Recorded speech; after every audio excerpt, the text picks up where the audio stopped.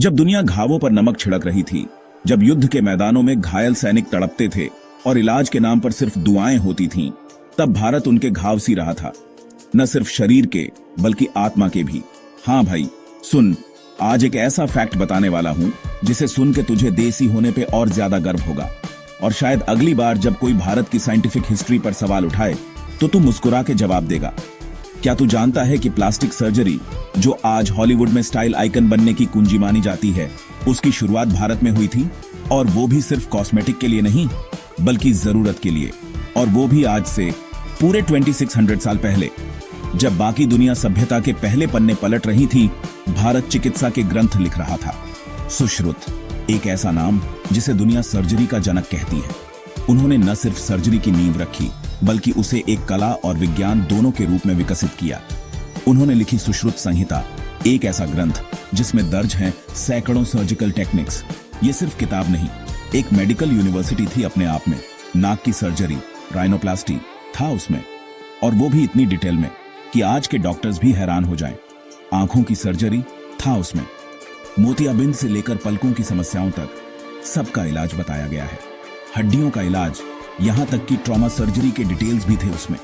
Fracture कैसे जोड़ना है, खून कैसे रोकना है, सब कुछ। अब सोच के देख, जब बाकी दुनिया ये तय नहीं कर पा रही थी कि घाव पे पत्ता बांधें या मिट्टी लगाएं, तब हमारे यहाँ इलाज एक प्रोफेशन था, एक रिस्पॉन्सिबिलिटी थी। हमारे यहाँ वैद्य कैंची और चाकू जैसे सर्जिकल टूल्स से ऑपरेशन कर रहे थे। और वो टूल्स भी ऐसे नहीं, खास धातुओं से बने, खास उद्देश्यों के लिए डिजाइन किए गए। सुश्रुत ने 125 सर्जिकल इंस्ट्रूमेंट्स का जिक्र किया है। हर एक का नाम, उसका उपयोग और उसे कैसे साफ रखना है, सब कुछ लिखा है। और 300 से ज्यादा बीमारियों का इलाज बताया है। ये सिर्फ इलाज नहीं था, ये एक सिस्टम था, एक साइंस था। आज की मेडिकल साइंस जिस पर दुनिया नाज करती है, उसकी नींव तो हमारे ही यहां रखी गई थी, और वो भी बिना किसी लैब या मॉडर्न टेक्नोलॉजी के। अब अगली बार कोई बोले कि साइंस वेस्ट से आया है, तो उसे शांति से बोल देना, भाई हमारे यहां तो हजारों साल पहले ही रिसर्च हो चुकी थी।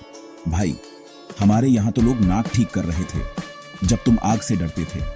और ये कोई मजाक नहीं, ये डॉक्यूमेंटेड है, रिकॉर्डेड है। हमारे पूर्वजों ने न सिर्फ विज्ञान को समझा, उसे जिया भी। उन्होंने शरीर को एक मशीन की तरह डिसेक्ट किया, समझा और फिर उसे हील भी किया। भारत सिर्फ एक इतिहास नहीं है, ये एक विरासत है। और ये विरासत सिर्फ इमारतों की नहीं, ज्ञान की भी है। वो भी साइंस की, रिसर्च की और ह्यूमन बॉडी की डीप समझ की। तो गर्व से कह और दूसरों को भी बताना शुरू कर, मैं उस देश से हूं जिसने सर्जरी की शुरुआत की थी, जिसने विज्ञान को सिर्फ पढ़ा नहीं, उसे जिया। जहां घाव भरने की कला हजारों साल पहले ही परफेक्शन पर थी।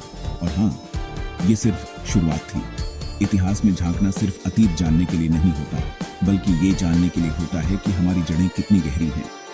बल्कि ये याद रखने के लिए होता है कि हम क्या थे और क्या फिर से बन सकते हैं। जय भारत।